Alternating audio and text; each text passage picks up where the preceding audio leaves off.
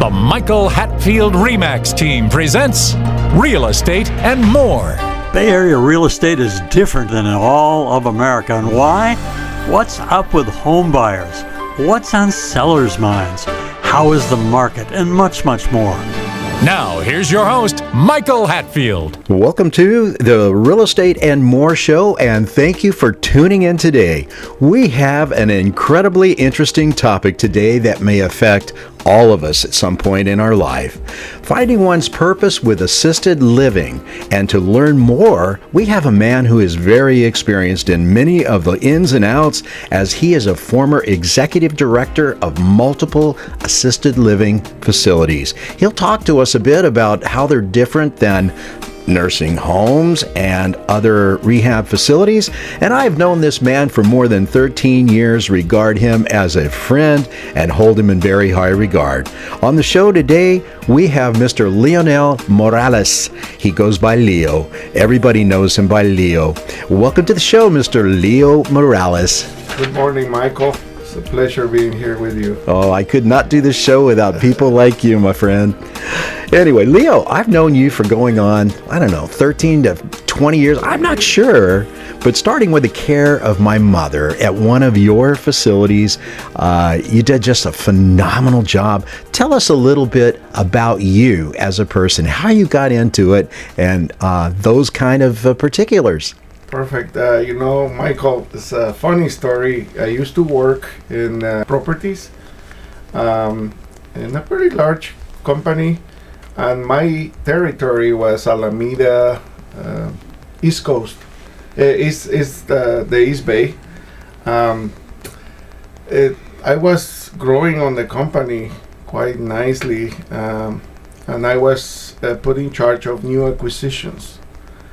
Part of my daily work was going to court, because the new acquisitions had residents who lived for a long, long time in their apartment complexes. And unfortunately, the new owners would like to take control of those old units, refurbish them, and get more money out of it. Business. Went to my wife and I said, I'm done. I cannot do this anymore. So without notice, I took my keys. You remember the old beepers we used to carry like crazy? I went to the owner of my property company. I said, sir, I'm done. No conversation, no nothing. I just did not like that feeling.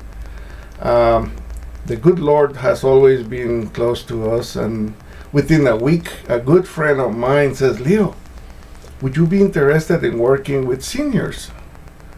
I said, seniors? I mean, it was all lining up. So this very good friend from Guatemala also said, Leo, there is an opportunity for you to run a community in Sao Paulo. But I said, I have no experience on it. And don't worry, we will train you. So that's how everything started in Sao Paulo. Assisted living, it was called Creekside. It's no longer Creekside, I believe. That was ages ago. But that's how I started in assisted living, and it changed my life. Yeah, well, frankly, none of us want to get older, but it will happen, or there'll be an alternative.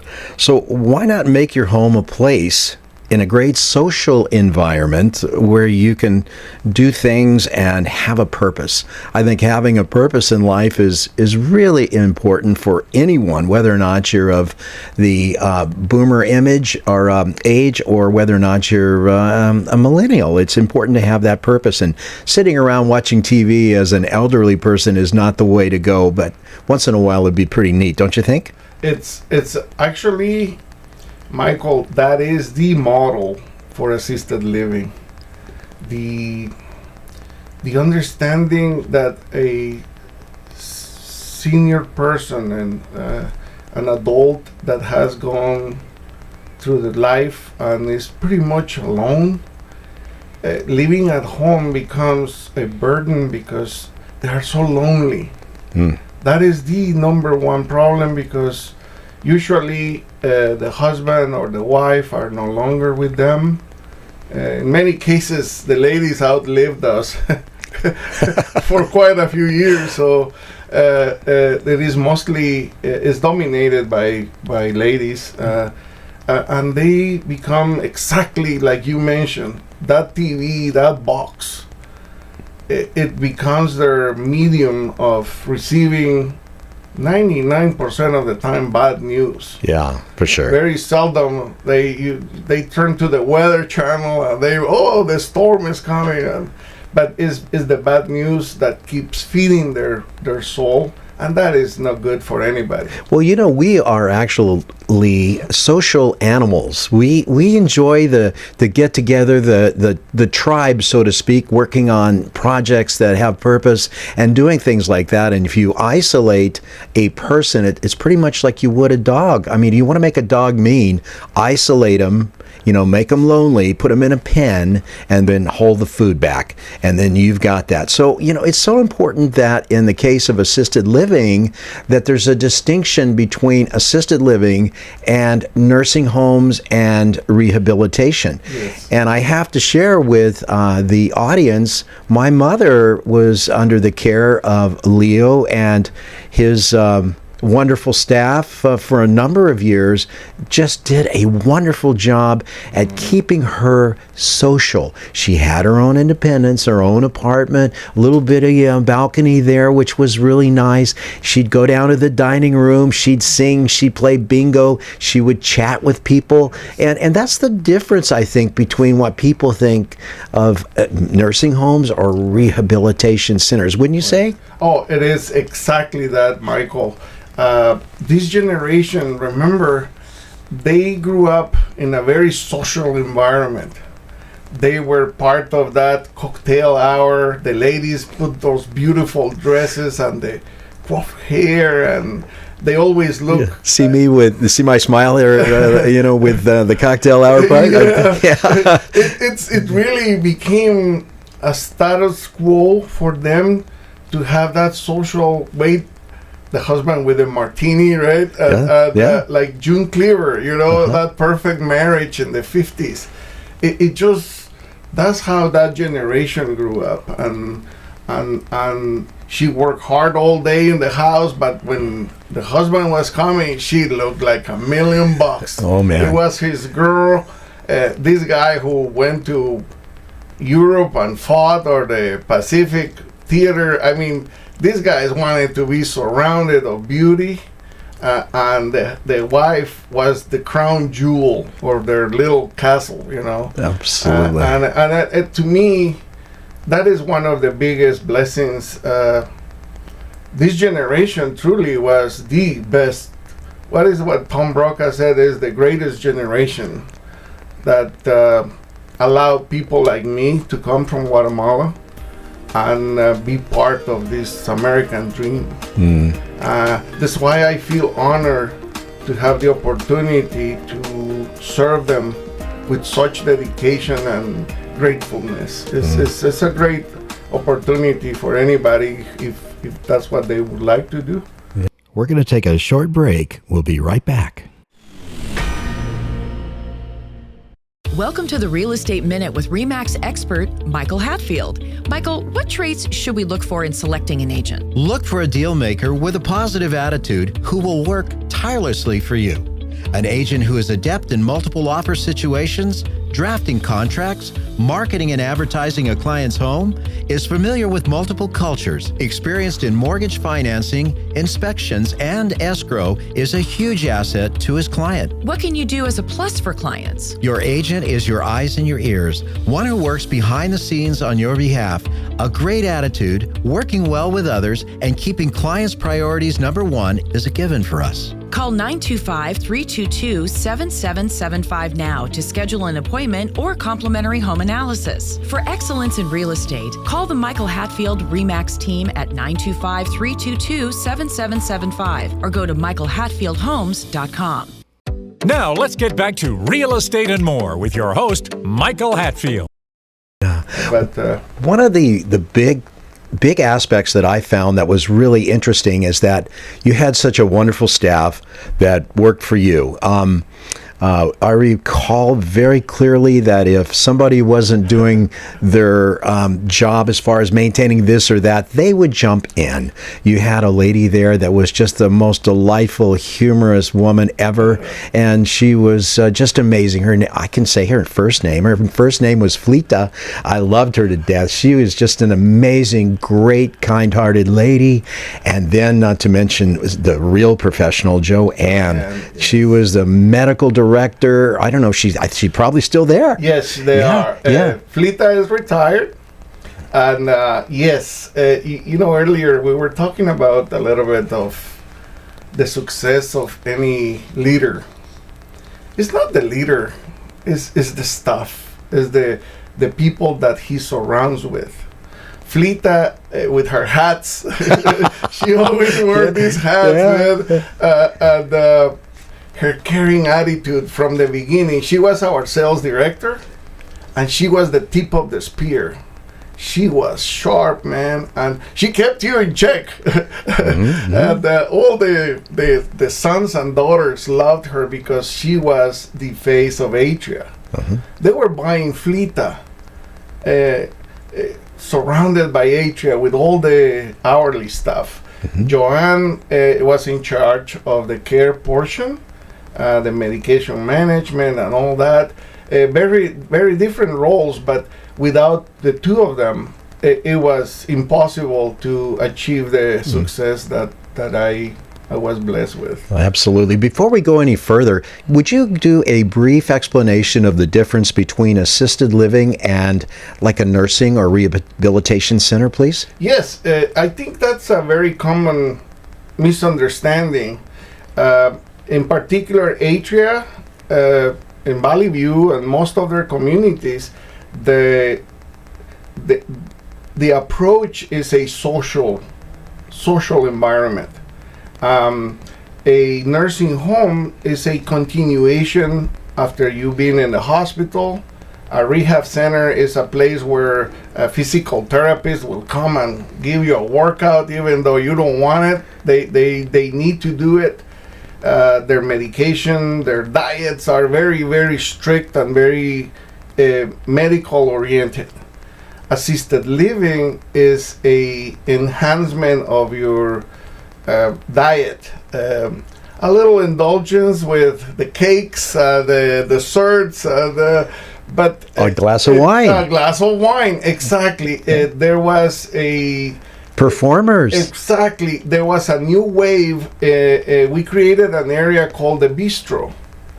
And Michael remembers quite well because I remember that was one of the favorite places for him and his mom. We have an amazing lady that used to take care of the bistro. Liliana. They did the paninis. Yes. We were thinking of naming one of them because Michael was there all the time.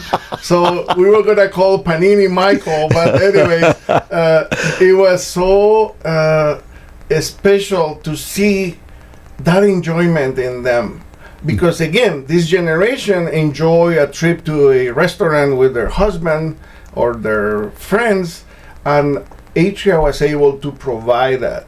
In a nursing home is a very strict way of, you are with your nightgown most of the time, you are in a medical environment. For example, in Atria, during the meal hours, which is open from 7 in the morning to 7 p.m., the dining room is open all those 12 hours. You show up at 10 after your doctor appointment and you're hungry, we will prepare something for you. Anyways, there is a code that you cannot go into the dining room with slippers, your nightgown, or a bathrobe. You need to be fully dressed. You don't need to wear a two-piece suit.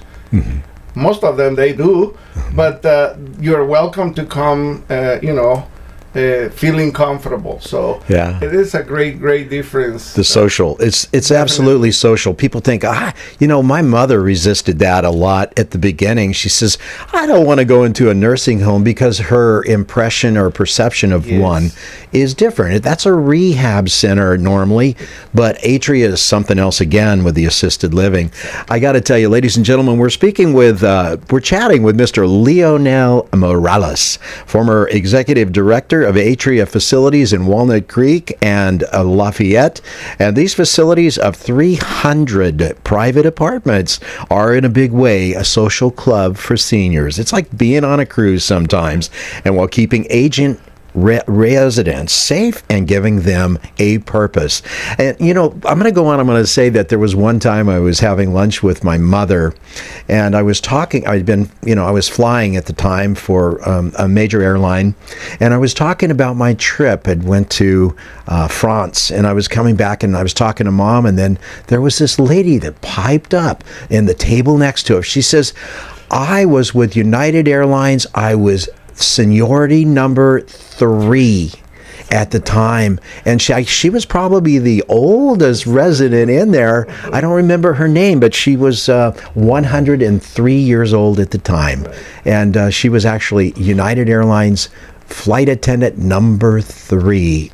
And great subjects, and the interaction, I think, is absolutely imperative for people that are of maybe my generation. I don't know. Michael, it is amazing.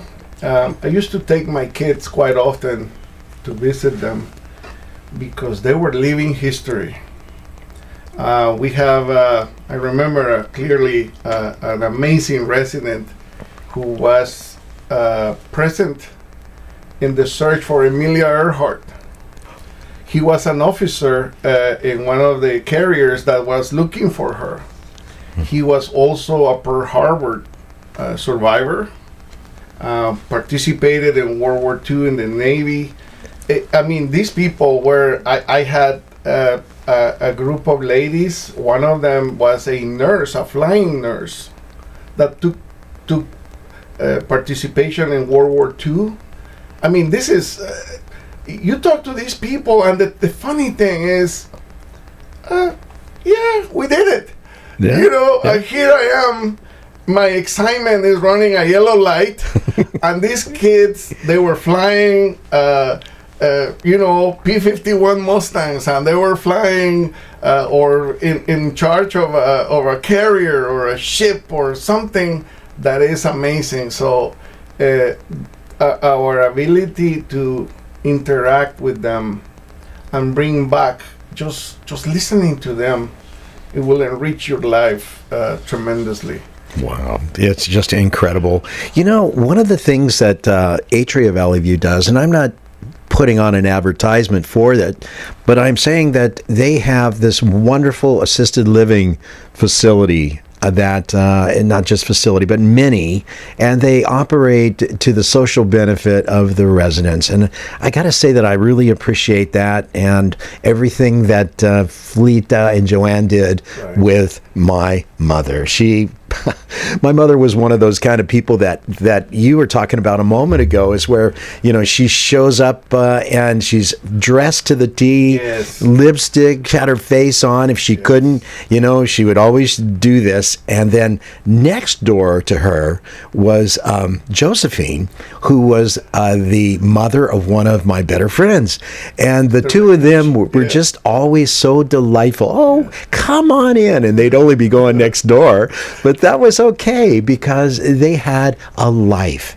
And that is what assisted living can provide in the backside or the back 9 of a golf course. And that's where we all get at some point. And we want to still have a life and enjoy ourselves. And Atria provided that for our family. Thank goodness. It's amazing, the little opportunities they had by removing the cooking, the cleaning, the taking care of the house. When your focus is completely on a social enjoyment of life, it was hard for some residents to leave their home. I mean, this is a place where they have the entire lives, but they were so lonely. And then they'd find people like your mom or Mrs. Bertucci, and they were. I remember it so well because they were part of the Ambassador Club. Mm-hmm. You see, we have a group of ladies that volunteer to welcome the newcomers.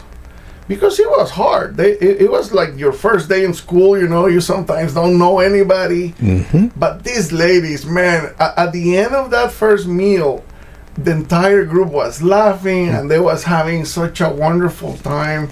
It was just one of those moments. I had many days of a very, very difficult time dealing with issues, you know. But I never ended my day without going into the dining room and just watching the fruit of our work. Mm-hmm. The laughter, the smiles, the complaining. This soup is not hot enough. You know, if that was my problem compared to what I was dealing with it earlier, I loved it, Michael. It was such a delightful moment to see the life of our resident becoming alive again and having them with a purpose. So unbelievable. It was so great. So one of the things that we need to talk about is they do provide services. And what are those services? It's not a medical facility, yes, but yet they do manage medications. Exactly. Joanne is she has a degree in nursing. Mm-hmm. But because assisted living and particular Atria has the social model, she's not permitted to perform nursing duties per se. Mm-hmm. We do have a management program for her medications. When, you know, believe it or not, the biggest problem with our residents has been arthritis, and they couldn't open their pills. They were dropping them constantly. So medication management is something that really is really beneficial. It's so important with a good balance in your diet. Sure. And you take the medication the way your primary doctor is prescribing it, you will see a difference within months. So that is one of the benefits. The second one is the bathrooms. I mean, those bathrooms are difficult areas at home when the resident is by themselves. Over here, there is a caregiver that offers them the security to hold them, to help them wash, you know. As necessary. It's so important because, again, this generation, they were so beefy and so, you know, always details. So that security really makes a difference, helping them getting dressed. I remember multiple times the ladies the night before selected their attire for the next day and they laid it on the chair. I can see them doing that for their husbands, picking up the tie, and then she getting her dress ready. Our caregivers the night before helps them do that. You know, set up their attire for the next day. It's so nice. Well, one of the things that comes to mind to, I'm sure, many of our listeners is the cost or the expense of actually going into assisted living. And it's not cheap, but generally speaking, it's private pay, and you can pay with your long-term care insurance if you had, and a combination of your Social Security is involved. And then if you had your own home, in the case of what my mother decided to do, she says, sell the home and use the proceeds. She says, I'm not going to live 20 years. So she used the equity in her home to do this, but there's a way to do it if you are really bent on becoming a resident of this wonderful yes, definitely. Flita, going back to Flita taught me so much. She said that she used the phrase, only the lucky ones come here. It was so beautiful there, Michael, and unfortunately the expense comes with it. Yeah, it does. Yeah, you go to New York and you want to stay at the plaza, you gotta cough the money because the plaza is the plaza, right? So anyways, the concern of the financing, it is quite difficult, because some people feel, wow, this is so expensive. But when you put it in perspective, the portion that helps you recuperate some of that money is the part of the care part. The care part allows you to use your in this case, the long-term insurance. But unfortunately, that's pretty much it. The pay of the apartment is not tax deductible, is not affected in any way for your taxes, except the portion of the care. Unfortunately, we all have to do it. How many employees did Atria have when you were there? Wow. At Valley View, we used to have 120 approximately, full-time and part-times.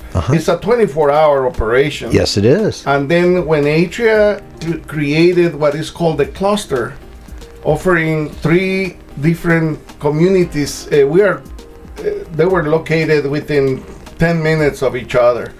They have created different levels. For example, Atria Park of Lafayette offers you a higher level of services with a little bit more nursing services, like diabetes management, injections. We have licensed nurses providing that services to our residents. Valley View is one of the most independent, and then Atria Walnut Creek created the memory care that is extremely.